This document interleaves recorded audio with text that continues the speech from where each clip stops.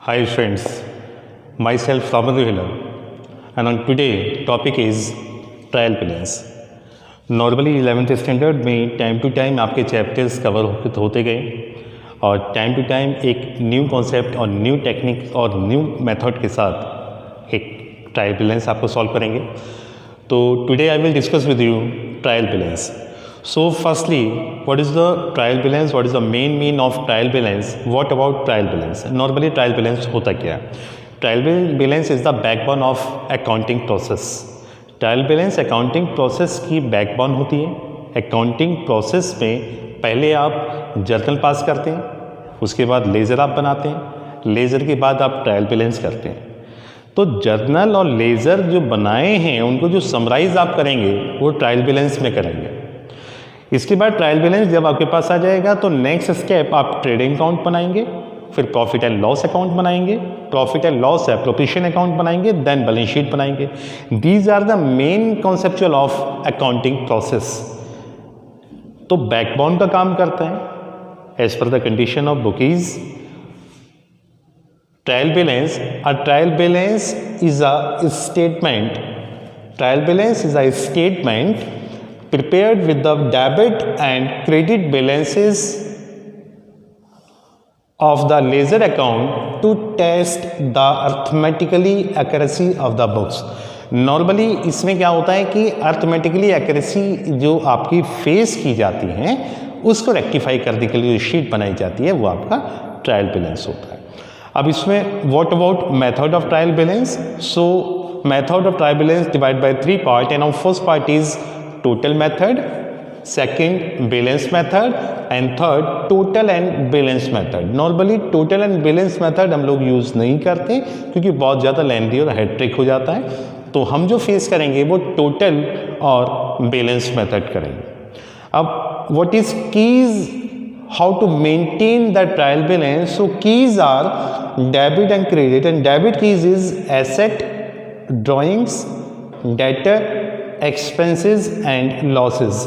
ये डेबिट के बैलेंसेस हैं आपके, और क्रेडिट में जो आप रिप्रेजेंट करेंगे, शो करेंगे, liabilities, capital, creditors, income and gain, ये आपके क्रेडिट में होंगे.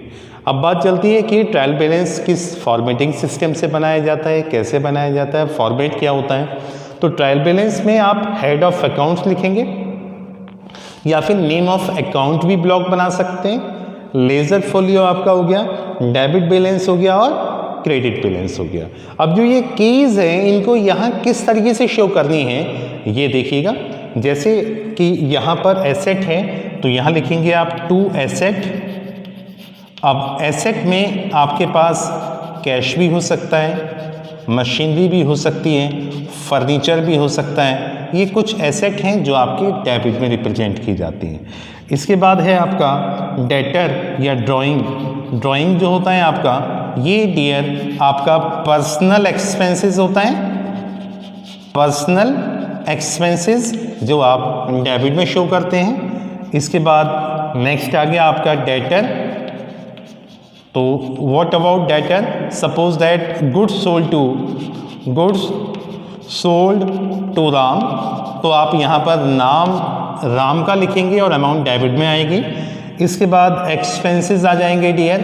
तो ये जो एक्सपेंसेस हैं आपके, इसमें सपोज दैट वेजेस पे किए आप, सैलरी पे किए आप, या फिर आपने कमीशन दिए, एटसेट्रा. ये जितने भी एक्सपेंसेस होते हैं ये डेबिट में शो किए जाते हैं.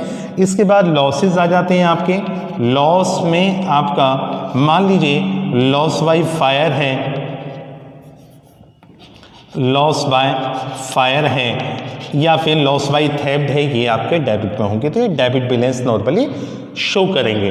तो all asset, drawings, debtor, expenses, losses entered in debit side of trial balance, and on just opposite liabilities, capital, creditor, income and gain entered in credit side of trial balance. So two liabilities, so that liability are bills payable, outstanding expenses etc. entered in credit side of trial balance. Capital, entered in credit side of trial balance, creditor